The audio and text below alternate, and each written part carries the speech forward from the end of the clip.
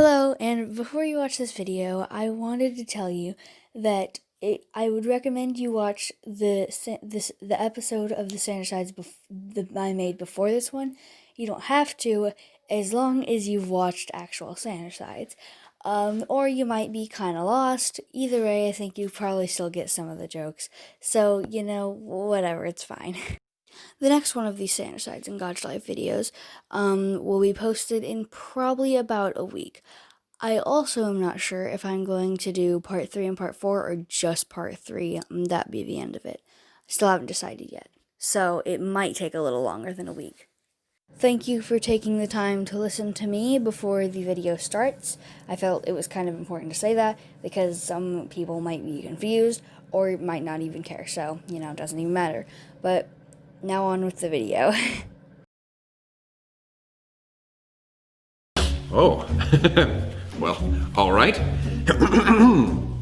The State of Thomas Sanders v. Thomas Sanders, in the name and by the authority of the State of Thomas Sanders, deceit, prosecuting for the State of Thomas Sanders under oath, information makes that Thomas Sanders, count 1, did unlawfully and rudely conspire to waive support of Lee and Mary Lee, who were then and there characterized as friends. Count 2, did unlawfully and with malice aforethought falsely impersonate a better person. Count 3, did unlawfully and surreptitiously prioritize his own desires and designs. Count 4, did willfully and without authorization engage in a scheme to defraud Lee and Mary Lee. Count 5, did leave his dirty underwear all over the gosh darn floor like a gosh darn animal. I'm sorry, what was that last one? Yeah, the underwear couldn't be Thomas's. He would never.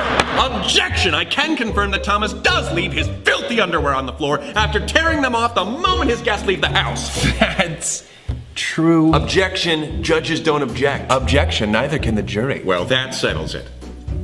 Thomas is guilty. No, the jury decides if he's guilty. What am I doing? I don't care. Okay, well, that sucks. What does the judge even do? His best. I know it's a lot to ask, but just keep reading. Underwear aside, being so charged, Thomas Sanders, how do you plead? Not guilty. Not guilty? Ooh, said with the confidence of a man who has his hands stuck in the cookie jar in a cookie factory, and his pants are down, and they're on fire. We get it. Prosecution, your opening statement? The only thing opening should be Thomas's mouth, because he's about to be served his just desserts. Oh, actually, I just learned from a podcast that just desserts has nothing to do with the dessert that we eat. It's actually... All right, listen. Logan's not here, so let's act like it, all right? Defense? I would just like to say that I am rubber, you're glue, whatever you say bounces off of me and sticks to you. That is all. That was brutal, dude. That was brutal. Prosecution, your first witness. I would like to call Logan to the stand. David. Logan, I'm a lawyer now. Wait a minute. You guys are doing a courtroom scenario without me? Unacceptable. Well, maybe you shouldn't have been impersonated. Did you ever think about that? Impersonate. Deceit! Yeah, we know! Can't say I'm happy about it. Who do you think impersonated you? You know. I know. Why is he still here? He doesn't like Nazis. That can't be where the bar is. I guess he does know some idioms. The enemy of my enemy is my friend? And that is always true without exception. So, you are Thomas's stinky poo-poo side, correct? What? No! I am Thomas's logical side. Oh, right, of course. But that's kind of an oversimplification. You see to a lot more than ensuring that Thomas is thinking logically. Do I? I do, yes. Yeah, we'll come back to that. Are you aware of Thomas's callback for the new Alfred Hitchcock Lucas film, as well as the wedding that shares the callback scheduled date? Ah, I am. Do you think some logic could be employed to assist with this dilemma? Yes, there's always room for me.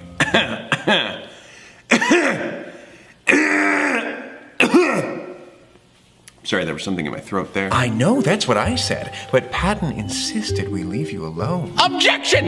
Misleading the witness! I'm gonna allow it. Why? I mean, did you see Logan's face?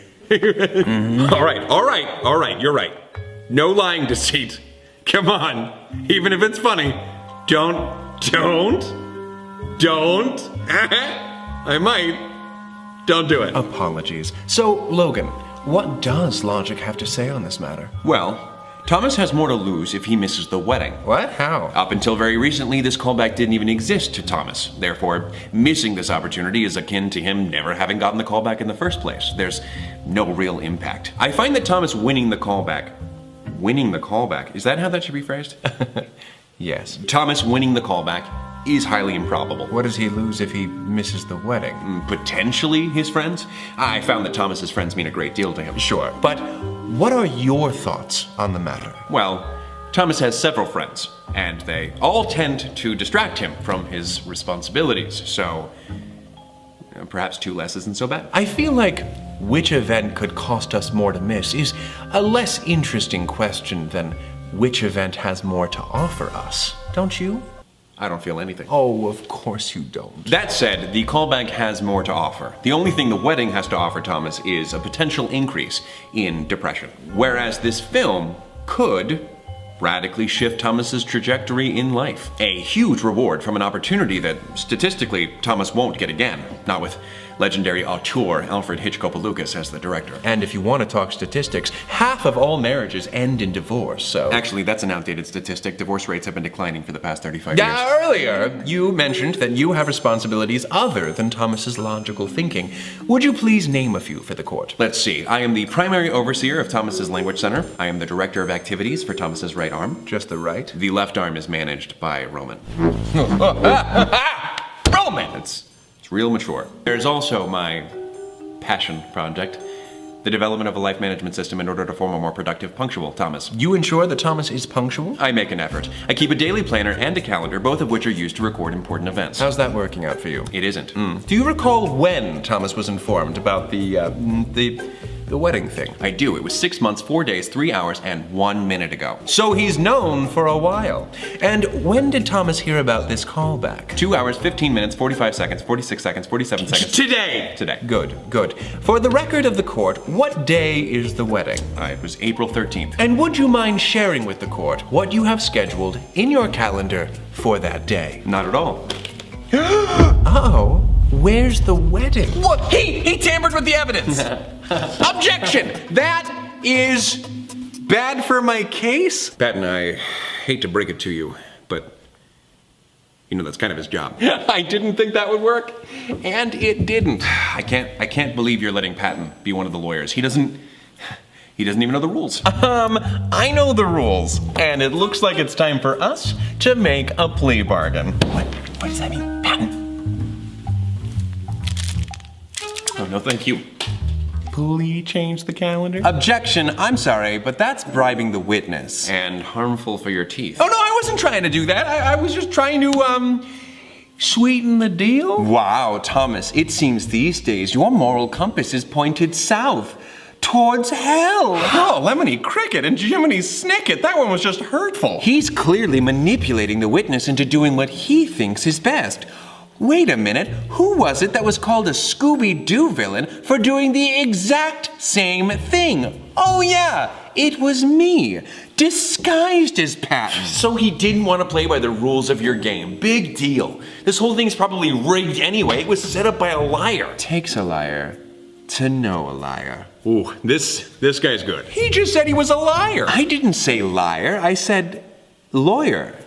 Totally different. Will you let Patton make his case? Your Honor, will you control the one angry man over there? One angry man, that's so good. That's I French. thought you'd like that one. Logan, remember that thing about when you said it doesn't make much of a difference if Thomas misses the callback? Yes, that was good. I liked that, so I just wanted to bring that back up for the jury. And that's all I got. Oof. If you say so, you accomplish nothing. Well, that, could have gone worse, right? Could that have gone worse? I'm sorry, Thomas. Oh, hey, buddy. No, it's okay. You'll figure it out. I don't know if I will. Come on, you don't mean that. I have no idea what I'm doing. Sure you do. Come on, this is like a frickin' courtroom where the truth comes to hang out. And that's what you stand for. Truth. But I don't know what's true at this point. I just know what I want to be true. I want to believe you're an honest person, but Deceit's right. He's here. And that means something. Are you serious? I've been following your lead this whole time. I'm in the dark here, Pat, and I need something to light my way. I'm sorry, but I don't know the way. I don't want to be a bad person.